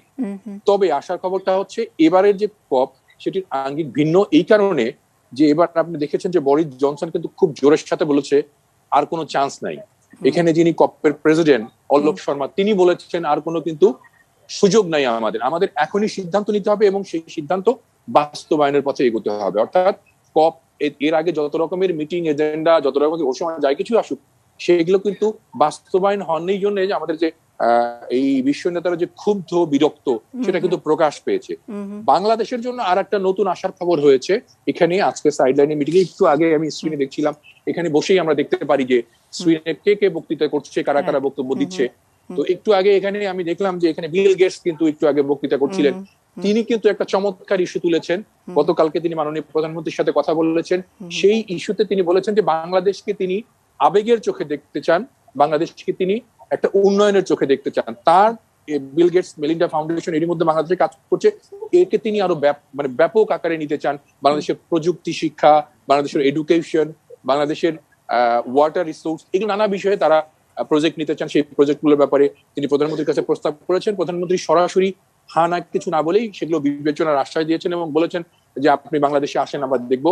এরকম বিশ্ব নেতা যেমন এইচএসবিসি ব্যাংকের সারা দুনিয়ার যিনি হেড চিফ, তার সাথে গতকাল আমাদের সরকারি পর্যায়ের কর্মকর্তাদের বৈঠক হয়েছে। তারা বাংলাদেশের এই যে জলবায়ু সুরক্ষার যে প্রকল্পগুলোতে ইনভেস্ট করার জন্য বলেছেন যে আপনারা উপকূলের জেলাগুলোতে বাঁধগুলোকে উঁচু করে দেন, বড় করে দেন এবং রাস্তা করে দেন, সেই রাস্তা থেকে আপনারা টোল নেন। এরকমের কিছু ইনোভেটিভ প্রকল্পের কথা এসছে। আর একটা চমৎকার প্রকল্পের কথা এসছে, আমরা জানি যে বাংলাদেশে পুরনো গাড়ি আমরা আমদানি করি বিদেশ থেকে, আমাদের রাস্তায় হাজার হাজার লাখ লাখ গাড়ি চলে। ঢাকা শহরে গাড়ির কারণে, ধোঁয়ার কারণে আমরা বললে বিশ্বের দ্বিতীয় বা তৃতীয় দূষিত নগরী। এবার একটি চমৎকার প্রস্তাবনা এসছে যে আগামী 10 বছরের মধ্যে বাংলাদেশ থেকে সমস্ত এই যে জ্বালানি তেল কিংবা গ্যাসে যে গাড়িগুলো কার্বন নিঃসরণ করে, এই সকল গাড়ি তুলে দেওয়ার কথা বলা হচ্ছে। এর বদলে বাংলাদেশে ইকো ফ্রেন্ডলি আপনার ইলেকট্রিক্যাল ভেহিকেল, যেটা বাস, ট্রাক, মিনি বাস, সব ধরনের গাড়ি সরকারকে সরবরাহ করতে বলা হচ্ছে এবং সেজন্য প্রয়োজনে ভর্তুকি মূল্যে গাড়ি দেওয়ার কথা বলা হচ্ছে এবং সেই বিনিয়োগের জন্য একটা চমৎকার প্রস্তাবনা পাওয়া গেছে। একটু আগে আমার সাথে আমাদের জ্বালানি প্রতিমন্ত্রী রসুল হামিদ সাহেবের কথা হচ্ছিল, তিনিও কিন্তু এটাকে সাপোর্ট করেছেন এবং খুব আশার খবর যে এবছর থেকেই প্রাইমারি লেভেলে বাংলাদেশে তারা এরকমের ভেহিকেল স্টার্ট করবেন। বাংলাদেশের নাকি কয়েকটা প্রতিষ্ঠান বেসরকারি ভাবে তারা এরকমের গাড়ি উৎপাদন শুরু করেছে যেগুলো লিথিয়াম ব্যাটারিতে চলবে এবং সেই গাড়ির কারণে আমাদের প্রতি বছর $2 বিলিয়ন জ্বালানি তেলের যে খরচ সেটা সাশ্রয় হবে। বিপ্লব, আমি স্যারের কাছে যেটা জানতে চেয়েছিলাম যে কোভিড কতখানি জায়গা পেয়েছে। কোভিড তো আসলে কি বলবো যে নিরাপত্তা, আরো অনেক স্বাস্থ্য সচেতনতা এবং মানে বিশ্ব নেতাদের এক ধরনের দুই ধরনের নিরাপত্তার জন্য কোভিড একটা আলোচ্য বিষয়, ঠিক আছে, এবং অনেক রকমের যন্ত্রণা পোহাতে হচ্ছে, সেটা বোঝাই যায়। সেটা ভালো অবস্থায় বলি আর কোভিড পরবর্তী অবস্থায় বলি। আর ঠিক এই সময়টাকে কোভিড পরবর্তী অবস্থাও বলা যায় না। এই সিজন যেটা চলছে একেবারে রীতিমতো ঠান্ডা শুরু হয়ে গেছে এবং এই সময় পুরো ইউরোপ জুড়ে আমরা জানি যে একটা ফ্লু আবার শুরু হয়। আমার একটু কৌতূহল, আপনি যেহেতু মূল ভেন্যুতে আছেন, সেখানে যে নোটিশ বোর্ড, সেখানে যে লিস্ট থাকে যে এই আগামী 12 তারিখ পর্যন্ত কি কি হচ্ছে, কোন বিষয় নিয়ে কথা হবে, সেখানে কোভিড আসলে জায়গা পেয়েছে কেন, কোনো তালিকায় আপনি দেখতে পেয়েছেন কেন, নজরে পড়েছে কিনা? আদার দেন আপনার এই অ্যান্টিজেন টেস্ট করে ঢুকছেন, আপনাকে যত রকমের হ্যারাসমেন্টের মধ্যে পড়তে হচ্ছে, মানে সকলকেই পড়তে হচ্ছে অফকোর্স। এটা আমার একটু জানার কৌতূহল থাকলো। আর অন্যান্য সময় যেটা দেখি যে আপনারা, আমরা সংবাদ মাধ্যমের আমরা কর্মীরা যখন নাকি সরাসরি সংযুক্ত হয়ে লাইভে যাই, তখন একটা হিউজ মিডিয়া সেন্টার। এবার একটু কি উপস্থিতি একটু কম মনে হলো অন্য বছরের সাথে যদি তুলনা করেন? দিদি, এবার কোভিড পরিস্থিতির কারণে কিন্তু টোটাল কপের মেজাজটা একটু চেঞ্জ হয়ে গেছে। এই কপে এমন এমন কিছু ইভেন্ট করা হয়েছে যেটাতে আজকে আপনি আসতে পারবেন, কালকে পারবেন না। আপনি চাইলে পরেই প্রতিদিন কিন্তু এই ইভেন্টে এসে জয়েন করতে পারবেন না। আর তারা যেটি করেছে এখানকার স্কটিশ গভর্নমেন্ট, সেটি হচ্ছে যে লোকাল যে জার্নালিস্ট তাদেরকে বেছে বেছে কোটা অনুযায়ী, ধরেন যে ঢাকায় আমরা 33টা বা 34টা টেলিভিশন, প্রথম দিনে 5টা টেলিভিশনের রিপোর্টাররা বা ক্যামেরা পার্সনরা সেখানে কাজ করবেন, আবার পরের দিন 5টা টেলিভিশন। বেশিরভাগ ইভেন্টই করা হচ্ছে ভার্চুয়ালি। এর বাইরে এখানে যেটা করা হয় সেটি হচ্ছে যে ইভেন্ট গুলো আপনার ইনডোর হচ্ছে, যেগুলোতে রেস্ট্রিকশন আছে, সেগুলোর ফুটেজ কিংবা সেগুলোর আনুষঙ্গিক যে ম্যাটেরিয়ালস বা ইনফরমেশন এগুলো দিয়ে দেওয়া হচ্ছে এখানে। এবং ভার্চুয়ালি হওয়ার কারণে কিন্তু আপনি সেটা সমাগম কম হচ্ছে। আর একটা জিনিস, বাংলাদেশ থেকে যে সকল সাংবাদিক এসছে তারা কিন্তু ভারী ইকুইপমেন্ট ইউজ করছেন না। আমি যেমন আপনার সাথে কথা বলছি একটি আইফোন দিয়ে, আমার সাথে একটি মাইক্রোফোন আছে, এই দিয়ে কিন্তু আমি সারা ইভেন্ট কভার করছি। তার মানে আমার কিন্তু হ্যাসেল নেই, যেহেতু এখানে সিকিউরিটি চেকের ব্যাপারে একটা আছে, এটা আমাদের আগেই বলে দেওয়া হয়েছিল। আর মিডিয়া সেন্টার আমরা যেরকম দেখেছি প্যারিসে, মারাকাশে কিংবা মাদ্রিদে, অত বড় অত ব্যাপ্তির নাই, অর্থাৎ অত যন্ত্রপাতি, কম্পিউটার, লজিস্টিক সাপোর্ট অত কিছু কিন্তু এখানে দেওয়া হয়নি। পাশাপাশি এখানে খাবারটাকে নিরুৎসাহিত করা হয়েছে। আপনি বাইরে এমনিতেই বিভিন্ন জায়গায় ঘোরাফেরা করতেন না। তবে একটা জিনিস খুব এনজয় করেছি দিদি, সেটা হচ্ছে যে এখানে যারা বিশ্ব নেতারা এসছেন, স্পেশালি আমি যদি বলি যে ব্রিটিশ রাজকুমার প্রিন্স চার্লস, কালকে আমরা যখন আমাদের মাননীয় প্রধানমন্ত্রী যখন বিল গেটসের সাথে মিটিং করছিলেন ইনডোর, সেখানে তো গণমাধ্যমকে অ্যালাউ করা হয়নি, তো আমরা বাইরে দাঁড়িয়েছিলাম, সেই রাস্তা দিয়ে হেঁটে যাচ্ছিলেন চার্লসকে আমরা যখন হ্যালো স্যার বললাম, সে দাঁড়িয়ে গেল আমাদের সামনে এবং খুব চমৎকার ভাবে আমাদেরকে জিজ্ঞেস করলো তোমরা কোত্থেকে এসছো, আমরা তাকে অ্যান্সার করলাম, সে আমাদেরকে গড ব্লেস ইউ বলে গেল। মানে খুব চমৎকার লাগলো। আবার ঠিক একই ভাবে আমরা যেমন নরেন্দ্র মোদীর পাশে দাঁড়িয়ে কথা বলছি অস্ট্রেলিয়ান প্রধানমন্ত্রী, মানে সবাই সাধারণ, এখানে অসাধারণ কেউ নেই, কেউ ভিভিআইপি নয়, কারো বাড়তি প্রোটোকল নেই। এমনকি এমন দেশ যেগুলো দেশের রাষ্ট্রপ্রধান সরকার প্রধানরা হয়তো 2-3 রাস্তা সড়ক খালি করে চলাচল করেন, তারাও কিন্তু খুব সাধারণের মতো এখানে এসেছেন। আমি মাননীয় প্রধানমন্ত্রীর একটি অভিজ্ঞতার কথা বলতে চাই, মানে তার দেখা, গতকালকে আমরা একসাথে ছিলাম, তিনি প্রায় 8 কিলোমিটার হেঁটেছেন এই পুরো কপ ইয়ের মধ্যে, ভ্যানুর মধ্যে, এবং পায়ে হেঁটে হেঁটে তিনি এসছেন প্যাভিলিয়নে। এমনকি সাধারণ সবাই যে ওয়াশরুম ব্যবহার করছেন তার সামনে সাধারণের মতো তিনি সেটা ব্যবহার করেছেন। তিনি কোনো জায়গায় স্পেশাল ফ্যাসিলিটি নেননি, কোনো জায়গায় ভিভিআইপি হিসেবে তাকে দেখা হয়নি, কেউ কর্মকর্তারা সামনে থেকে এসএসএফ কিংবা ওই রকম কেউ কাউকে সরিয়ে দেয়নি। মানে সম্পূর্ণ সব সাংবাদিক এবং যারা এসছেন তারা সবাই কিন্তু ওইভাবেই তার সাথে চলাচল করেছেন। তো এটি একটি আসলে অভিজ্ঞতার ব্যাপার এবং দেখার ব্যাপার। এটি বাইরে এইভাবে এই রকমের ইভেন্টে না আসলে আসলে সুযোগ হয় না দেখার জন্য। জি, অনেক ধন্যবাদ বিপ্লব। একেবারে আমাদের মনে হয় যে আপনার সঙ্গে, আপনার বর্ণনার সঙ্গে আমরা পুরো ভেন্যুটা ঘুরে এলাম। যতটুকু মানে আকাঙ্ক্ষা ছিল পুরোটাই, মানে খানিকটা দর্শকদের নিয়েই আমরা সেই আকাঙ্ক্ষাটা পূরণ হলো। অনেক অনেক ধন্যবাদ। আশা করি নিশ্চয়ই আবারও এই কোপ চলাকালীন সময়ে কথা হবে, এভাবে দেখা হবে, আরো অনেক অভিজ্ঞতা বিনিময় হবে। আমাদের সঙ্গে রফিকুল মন্টু ভাই, যিনি খুলনা অঞ্চলে কাজ করেন দীর্ঘদিন ধরে, সেই এলাকার মানুষ যারা লবণাক্ততা, জলোচ্ছ্বাস ইত্যাদির শিকার, একদম ধরেই রেখেছেন তিনি, তার একটা ধারাতেই কাজ করেন। তার কাছে অভিজ্ঞতার ঝুলি, তার কাছ থেকে শুনবো। আর সালাম জুবায়ের, ওনাকে আমি একটু থামিয়ে দিয়ে গেছিলাম যেহেতু ডক্টর আতিক রহমান একটু তারা ছিল, ওনার কাছ থেকে আমি চাপের বিষয়টা শুনেছি, কিন্তু অন্য চাপ নিয়েও সালাম জুবায়ের তার মতামত দিবেন। একটা ছোট্ট বিরতির চাপ আমার আছে, একটা বিরতি নিয়ে নিচ্ছি।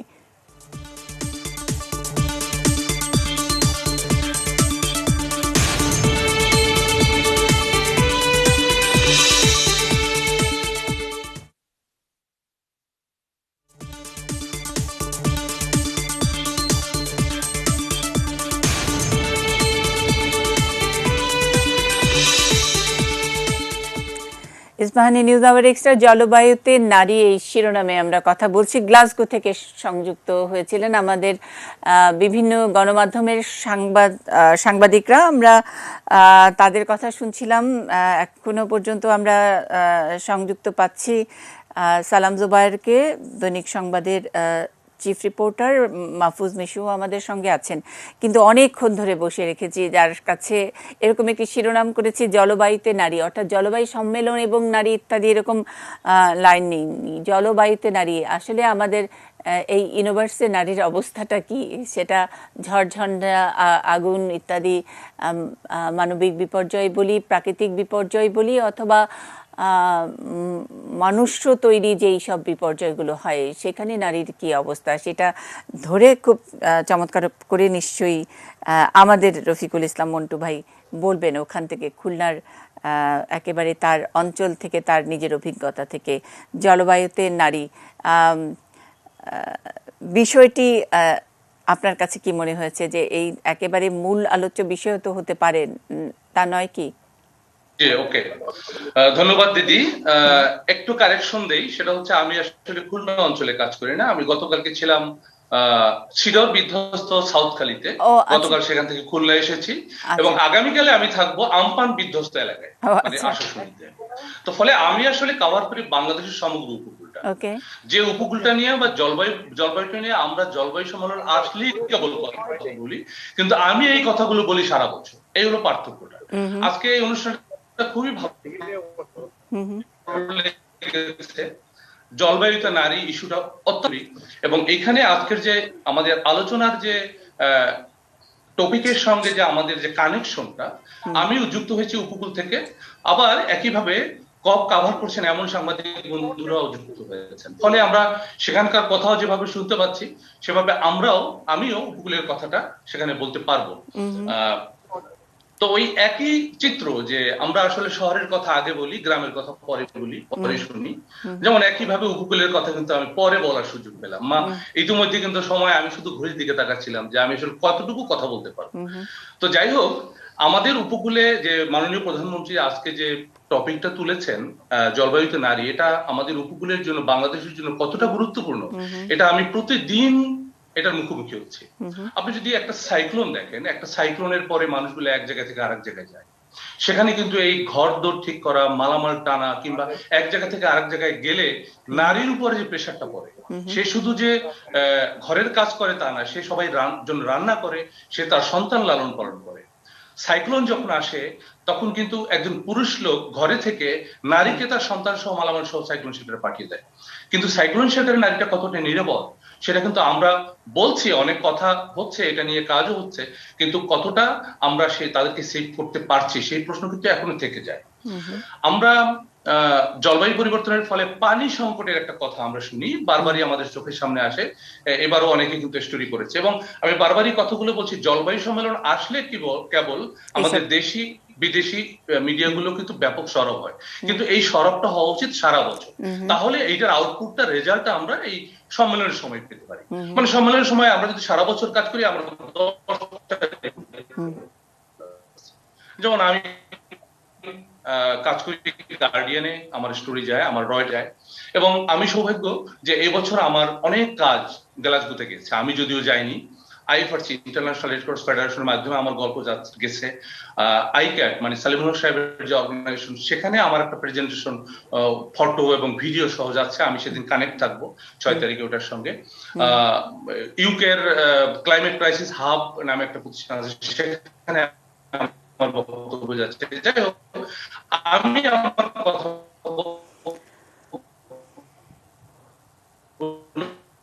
বলার চেষ্টা করছি, কথাগুলো যাচ্ছে। যে কথা বলছিলাম যে কিন্তু এইটার নেপথ্যে যে কত বড় বড় গল্প আছে, আনতে যায় এবং পানি আনে, এবং এইটা ধুতে হবে, এবং ঘরের সব কাজ কিন্তু তাকে করতে হবে। তো এই যে ব্যাপারগুলো একটা নারীর উপর কি পরিমাণ প্রেশার পড়ে, এবং জলবায়ু পরিবর্তনের ফলে এই যে তার আগে 3 কিলোমিটার হাঁটতো, এখন 5 কিলোমিটার হাঁটে, কিংবা আগে খুব কাছে পানি পেত, এখন অনেক দূরে পানি পেতে হয় তাকে। তারপর আপনি হেলথের দিকে যদি আসেন, যে আমরা জানি যে আমাদের যে স্বাস্থ্য কেন্দ্রগুলো আছে একেবারে মাঠে নিচের যে লেভেলের যে টায়ারটা, সেটা হলো কমিউনিটি ক্লিনিক। এটার অবস্থা কি সেটা আমরা জানি। এর পরের টায়ারটা হচ্ছে ইউনিয়ন স্বাস্থ্য কেন্দ্র, তারপরের টায়ারটা হচ্ছে উপজেলা স্বাস্থ্য কেন্দ্র। দুর্যোগ যখন আসে তখন কিন্তু এই স্বাস্থ্য কেন্দ্রগুলোর সেবাটা এমনিতে খারাপ, কিন্তু দুর্যোগ আসলে কিন্তু রাস্তাঘাট নষ্ট হয়ে যায়। আমরা শুনছিলাম রফিকুল ইসলাম মন্টুকে, আমরা জানি যে তিনি পুরো উপকূল জুড়ে সারা বছর জুড়ে এই কাজ করেন, এবং তার যেসব ইনভেস্টিগেশন সেটাই এখন বিশ্ব দরবারে যাচ্ছে, গ্লাসগোতে যাচ্ছে, যদিও একটু উড়োযোগ করেছেন। আমি একটু ক্ষমা চেয়ে নিচ্ছি যে আগে গ্লাসগোর সাংবাদিক বা যিনি ডক্টর আতিক রহমানকে সুযোগ দিতে হয়েছে, কারণ ওনারা একটা মুভের মধ্যে আছেন, মানে একটার পরে আরেকটা ইভেন্টে যাচ্ছেন, সুতরাং আমরা হাতে পাবো না হয়তো, এই কারণে আপনি যেহেতু আছেন এই কারণে ওই সুযোগটা নিয়েছি। রফিকুল ইসলাম মন্টু ভাই যেখানে ছিলেন, আমরা আপনার একটু কথাটা একটু ভেঙে যাচ্ছিল। জি, আবারও ঠিক হয়েছে মনে হয়। হ্যাঁ, ওকে আমি বলছি, সেটা হচ্ছে যে আতিক স্যার একটা গবেষণা করেছেন, সেটার আমরা কিন্তু অনেক সাংবাদিকদের বড় সীমাবদ্ধতা হচ্ছে উপকূলের বিষয়ে কাজ করতে গেলে আমরা একাডেমিক ইনফরমেশন গুলো, মানে একাডেমিক যে স্টাডি, সেটা না হলে আমরা যতই কেস স্টাডি পাই না কেন, ওইটা এস্টাবলিশ করা আমাদের জন্য খুব কঠিন হয়। আতিক স্যার যে একটা গবেষণা করেছিলেন যে নারীদের এই লবণ পানির কারণে গর্ভবতী মায়েদের হাই প্রেশার বেড়ে যাবে, এবং এর ফলে তার একটা নানান ধরনের সমস্যা দেখা যাবে, এবং এটা নিয়েও কিন্তু আমরা স্টোরি করেছি। এটাও কিন্তু আমাদের নারীদের উপরে জলবায়ু পরিবর্তনের একটা বড় প্রভাব। এবং আপনারা খেয়াল করেছেন যে আমাদের উপকূলে বাল্য বিয়ের যে একটা প্রবণতা আছে, এটার নেপথ্যের কিন্তু একটা ব্যাপার জলবায়ু পরিবর্তন। সেটা হচ্ছে এভাবে, একটা মানুষের ঘর যখন 10 বার বদল করতে হয় এক জীবনে, সে কিন্তু ওই ঘরটা আস্তে আস্তে ছোট হয়ে যায়। আগে তার বড় টিনের ঘর ছিল, কিন্তু এখন তার ঝুপড়ি ঘর, এক রুমের একটা ঘর। এই ঘরে 3টা 4টা ছেলে মেয়ে নিয়ে পরিবারের সংসার চালানো কিন্তু খুব কঠিন হয়ে পড়ে। ফলে তার বাবা তার মেয়ের নিরাপত্তা মানে নিশ্চিত করার জন্য তার মেয়েকে বিয়ে দেওয়ার চিন্তা করে। মানে এটা কিন্তু একটা বিরাট ব্যাপার, এবং এইটাও কিন্তু বাল্য বিয়েটাও কিন্তু আমাদের জলবায়ু পরিবর্তনের হচ্ছে, এটা বলা যায় যে এটা এই যে আমাদের থিম, সেই থিমের সঙ্গে এই বিষয়টা যুক্ত।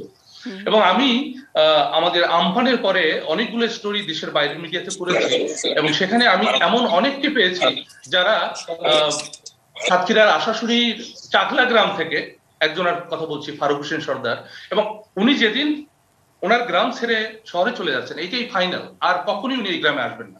এটা আপনি ভাবতে পারছেন যে বাবার ভিটে উনি আর কখনো আসবেন না, বাবার ভিটেই নেই। এবং অন্য ভাইরা অনেক আগেই চলে গিয়েছেন, উনি শেষ ব্যক্তি যে চলে যাচ্ছেন। এবং আমি সৌভাগ্যক্রমে আমি তার সঙ্গে দেখা পেয়েছি, যেদিন যাচ্ছেন তার মেয়ে, তার স্ত্রী সুফিয়া বেগম কাঁদছেন, এবং সেই দৃশ্যগুলো, সেই কথাগুলো বলতে গেলে আমার চোখে আসলে জল আসে। এবং আমি পরে কিন্তু সেই ফারুক হোসেন সর্দারের খুলনার বাড়িতে নৈহাটিতে গিয়েছি। উনি প্রথমে ভাড়া নিয়েছিলেন 2 রুমের একটা ঘর, তারপরে সেই ঘরের ভাড়া উনি দিতে পারছেন না 2700 টাকা, পরে উনি 1 রুমের একটা ঘর ভাড়া নিয়েছেন। এবং মনে করে দেখুন যে একটা ঘরে 1 রুমের মধ্যে 6 জন মানুষ থাকে, এক কর্নারে রান্নাঘর, এক কর্নারে থাকার জায়গা, আর হচ্ছে যে পুরো ঘর জুড়ে হলে তার মালামাল। তাহলে এই ঘরে 6টা লোক কি করে থাকে? এবং আপনি শুনে আপনিও মানে কষ্ট পাবেন, যেটা হচ্ছে যে আমি শুনে অবাক হলাম যে ফারুক হোসেন সর্দার আমাকে বলছে চোখের পানি ফেলে ফেলে যে আমি রাতে এই মানুষগুলোকে ঘুম পড়াই, এবং সকাল মানে সবাইকে ঘুম পড়িয়ে আমি যাই পাশের একটা মসজিদে, এবং সেখানে মসজিদের ভিতরে তো রাতে যাওয়া যায় না, তালা বদ্ধ থাকে, উনি থাকেন বারান্দায়। এবং স্টিল নাও ওনার সঙ্গে আমার এখনো কথা হয়, এবং বিভিন্ন সময় ওনার খোঁজ খবর আমি জানি। এবং এরকম কিন্তু এক জায়গা থেকে মানুষ আরেক জায়গায় যাচ্ছে। এবং আপনারা জানেন internal displacement monitoring centre Geneva ভিত্তিক, এরা প্রতি বছর যে রিপোর্টটা দেয়, তারা বলছে যে 2020 সালে আমাদের বাংলাদেশে ইন্টারনাল ডিসপ্লেসড হয়েছে 44 লাখের বেশি মানুষ। এবং আমাদের ঢাকার বাইরে থেকে প্রতি বছর কি বলে 4 থেকে 5 লক্ষ মানুষ ঢাকা শহরে যায়। তাহলে এই মানুষগুলো, আমি যখন উপকূলের এই মানুষগুলো ঢাকা শহরে কল্যাণপুর বস্তিতে আগুন লাগলো, মানে 2016 সালে সর্বশেষ যে আগুনটা লাগলো, মানে তারপরেও লেগেছে 2-1 বার, কিন্তু ওইটা বড় ছিল।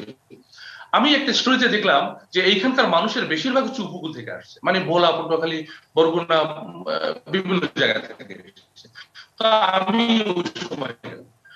আমি গল্পগুলো শোনার চেষ্টা করলাম, এবং এই মানুষগুলো কিন্তু ঢাকা শহরে থাকতে চায় না, এবং তারা কিন্তু খুব কষ্ট করে ঢাকায় আসছে, এবং কষ্ট করে আছে, খুবই ঝুঁকিপূর্ণ কাজে তারা আছে, কারণ জীবন তো বাঁচাতে হবে। এবং এই প্রত্যেকটা জায়গায় আমি মাননীয় প্রধানমন্ত্রী কিন্তু এই যে আমরা যেটা বলি যে 26 COP26, এই গত 26 বছর ধরে যখন থেকে আমরা আসলে আইডেন্টিফাই করা শিখেছি, বা এটা একটা কনসেপ্ট, এটা একটা প্রজেক্ট, তারপরে কার্বন কোথায় কোন লেয়ারের উপরে কার্বন ফুটো হয়ে যাচ্ছে ইত্যাদি, সেগুলো আসলে দেখে শুনে ওই যে ইনভেস্টিগেটিভ জার্নালিস্টের মতো গিয়ে দেখে বিশ্বাস করার চেয়ে আমরা স্ট্যাটিস্টিক্সে বিশ্বাস করতে শুরু করেছি। এবং এই ক্যাম্পেইনটাই চলছে যে বিভিন্ন জায়গা থেকে কার্বন এমিশন যেটা হচ্ছে, এটার কারণেই আমাদের এত অসময়ে বৃষ্টি, অসময়ের ঝড়, অসময়ে জলোচ্ছ্বাস, যেটা ভেসে থাকার কথা সেটা ডুবে যাচ্ছে ইত্যাদি নানান রকমের ব্যাপার। এবং সেটাই সমাধান করার জন্য, সমাধান নয়, এটাকে মিটিগেট করার জন্য, কিছুটা হলেও একটু কমিয়ে আনার জন্য আমরা এই আন্তর্জাতিক ফোরামে কাজ করছি। সব সময় আমরা বলি দায়ী হলো কার্বন, এবং এইভাবে এটা করলে ইন্ডাস্ট্রিতে এই ইলজিক্যালি কার্বন পোড়ালে এই তারা কার্বন ফুটোটা বেশি হচ্ছে, তারা দায়ী হচ্ছে ইত্যাদি।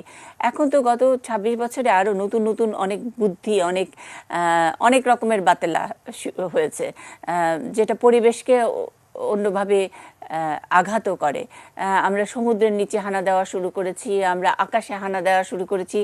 সেই সব বিষয়গুলো কি মানে আসলে ফ্যাক্টর, যেগুলো আসলে পরিবেশের জন্য ফ্যাক্টরের লিস্টের মধ্যে কি নতুন নতুন যেই অভিঘাতগুলো আসছে, নতুন নতুন যেই উদ্ভাবনীগুলো আসছে, নতুন নতুন যেই কি বলবো চুরিগুলো আসছে, সেগুলো কি আলোচনায় আসছে? 26 বছর ধরে তো একই ধরনের কথা শুনছি। এই প্রশ্ন আমার আসলে সালাম জুবায়ের, মাহফুজুর রহমান মিশু, আর আমাদের যিনি কথা বলছেন এতক্ষণ রফিক ভাই, তিনি তো এখানে বসেও অনেক খোঁজ খবর রাখেন, তাদের কাছেও আমার একটু জানার কৌতূহল কি জানতে চাই স্পেসিফিক একটা উদাহরণ দিয়ে দেখিয়ে দেই। যেমন বাংলাদেশের মৌসুমি বায়ু বা মৌসুমির যে বৃষ্টি, সেই বৃষ্টিটা একটু ডিরুট করে ফেলা হচ্ছে। এটা কি এখনই এটা নিয়ে কি কোনো প্রতিবাদ করা যাচ্ছে, নাকি এটা আদৌ কোনো আমলে নেওয়া হচ্ছে, নাকি 50 বছর পরে যখন নাকি আমাদের এই সময় আর বর্ষা বলে একটা ঋতু থাকবে না, বা বর্ষার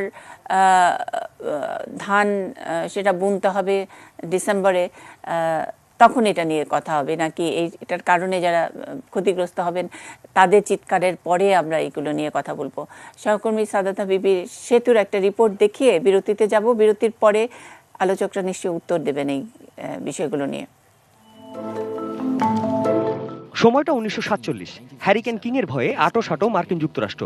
ঝড় থামানোর মিশনে মার্কিনীরা প্রজেক্ট সেরিস আটলো, যার নেতৃত্বে মার্কিন বিজ্ঞানী Vincent J Schaefer 36 KG dry ice ছুড়ে দেওয়া হয় হ্যারিকেন কিং এর উপর। দাবি করা হয় তাতে কমে আসে হারিকেনের প্রভাব, তবে সেটি ফ্লোরিডায় দিক পরিবর্তন ছাড়া আর কোনো প্রভাবই রাখতে সক্ষম হয়নি। সেই সাথে পরিবেশের নিয়ন্ত্রণ হাতে নিতে কৃত্রিম বৃষ্টির শুরু সভ্যতার। পর্দায় যে দৃশ্য দেখছেন সেটি বিবিসির ধারণ করা। ক্যালিফোর্নিয়ায় কৃত্রিম মেঘ তৈরি করার এই মেশিন থেকেই হবে বৃষ্টি। যদিও এই ব্যবস্থা তৈরি করা কিংবা এর ব্যয় কোনোটাই সহজ নয়, তাই প্রযুক্তির এই প্রসার থমকেই আছে। বরং মধ্যপ্রাচ্য জুড়ে কৃত্রিম বৃষ্টির এমন কৌশল রেইন সিডিং এখন ইন্টারনেটের দুনিয়ায় ভাইরাল। মূলত বায়ুমণ্ডলে জমে থাকা কোটি কোটি জলীয় বাষ্পকে আরো শীতল করে ফেলতে পারে এমন পদার্থ বায়ুমণ্ডলে ছড়িয়ে দেওয়া হয়। ফলে মেঘ তৈরির স্বাভাবিক প্রক্রিয়ার মতোই সব জলীয় কণা একভূত হয়ে এমন বৃষ্টিপাত হয়। বছরে মাত্র 100 মিলিমিটার বৃষ্টি হওয়া আরব আমিরাত এই প্রযুক্তিতে নির্ভরতা বাড়াচ্ছে। যেমনটা আগেই শুরু করেছে চীন, মার্কিনীরা তো আরো এগিয়ে। এই ফেব্রুয়ারিতে সেখানে কৃত্রিমভাবে তৈরি করা হয়েছিল তুষারপাত। চট করেই বিজ্ঞানের গতিতে বেসামাল না হলে এই ঘটনাগুলো নানা ধরনের শীতল সমীকরণে ঠেলে দিচ্ছে গোটা বিশ্বকেই। যেহেতু মেঘ তৈরি ব্যয় সাপেক্ষ, তাই মধ্যপ্রাচ্য আর চীনকে অপেক্ষা করতে হয় মৌসুমি বায়ুর উপর। তার মানে যে মৌসুমি বায়ু মধ্যপ্রাচ্য হয়ে দক্ষিণ ভারত আর বাংলাদেশে এপ্রিল মে নাগাদে আসবার কথা, সেই বায়ু প্রবাহ কমে আসে। লক্ষ্য করে দেখবেন দিন দিনই বাংলাদেশে বর্ষা আসবার সময়, বৃষ্টিপাত এবং বৃষ্টিপাতের ধরন তিনটাই পরিবর্তন হয়ে গেছে। যখন বৃষ্টি আসার সময় তখন এবছরও শুষ্কতায় ভুগেছে উত্তরাঞ্চল। আর কক্সবাজারে 48 ঘন্টার ব্যবধানে হয়েছে 400 মিলিমিটারের বেশি বৃষ্টি। হুট করেই এই অক্টোবরেই আসাম আর দার্জিলিংয়ের অতিবৃষ্টিতে বন্যায় ভুগেছে তিস্তাপাড়ের মানুষ। আরো সহজ ভাষায় বলতে গেলে বৃষ্টি চুরির এই কাণ্ডে ক্ষতিগ্রস্ত হচ্ছে জলবায়ুর ঝুঁকিতে থাকা দেশগুলোই। শুধু ঋতু পরিবর্তন না, এমন কৃত্রিম বৃষ্টিপাত করাতে বায়ুমণ্ডলে যে সিলভার আয়োনাইড বা ক্যালসিয়াম ক্লোরাইড ব্যবহার করা হয়, তাতে স্বাভাবিকভাবেই ক্ষতিগ্রস্ত হচ্ছে বায়ুমণ্ডল। সিলভার বায়ুমণ্ডলে প্রবেশ করলে ক্ষতি করতে পারে গোটা ওজোন স্তরকেই। এমন কৃত্রিম বৃষ্টিপাতের পরিমাণ যেহেতু ঠিকঠাক নিয়ন্ত্রণ করা সম্ভব নয়, তাই তো এমন বৃষ্টিপাতে সৌদি জুড়ে সম্প্রতি এমন বন্যারও দেখা মিলেছে। সেই সাথে আছে অতিরিক্ত বজ্রপাতের শঙ্কা। 26তম সম্মেলনে কনফারেন্স অব দ্য পার্টিজ বা কপ, সেখান থেকে কি এমন বৃষ্টি চুরির ইস্যুতে কোনো সুরাহা আসবে, নাকি রোজই জলবায়ুর পরিবর্তনের ঝুঁকি নিয়ে টিকে থাকা দেশগুলোর গলা ভিজবে শুধু আশ্বাসে? সাদাত হাবিবি সেতু, HA নিউজ, ঢাকা। একটা বিরতি। আমরা সাদাত হাবিবি সেতুর যে প্রশ্নটি শুনলাম যে কোনো সমাধান কেন, এই বিষয়গুলো কি আলোচিত হয়? যারা কোপ থেকে আমাদের সঙ্গে যুক্ত হয়েছেন তারা জানাবেন। আর উপকূল নিয়ে যিনি কথা বলেন, কোপের খোঁজখবর যার হাতের একেবারে আঙুলের ডগায়, তিনিও নিশ্চয়ই এই বিষয়ে আমাদেরকে জানাবেন একটা ছোট্ট বিরতির পরে।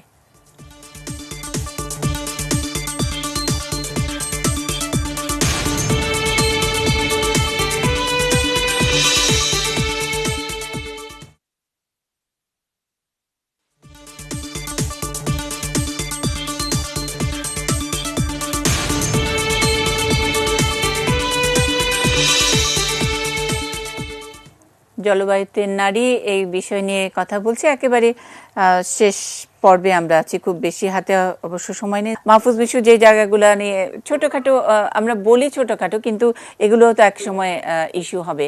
অনেক নতুন নতুন পন্থা, নতুন নতুন পদ্ধতি আমরা মোটের উপরে আসলে আমাদের এই ধরিত্রীরই ক্ষতি করছি। সেই সব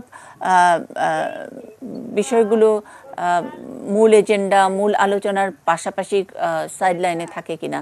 যেমন সাইডলাইনে নারীর বিষয়টি থাকছে, আর অন্যান্য এই বিষয়গুলো কার্বন এমিশন, কার্বন ইত্যাদি এটাই বড় ফ্যাক্টর নয়, এর সঙ্গে আরও কিছু তো ফ্যাক্টর জড়িত থাকে। যুদ্ধ একটা বিরাট একটা ইস্যু, সেগুলো সাইডলাইন তালিকার মধ্যে আছে কিনা।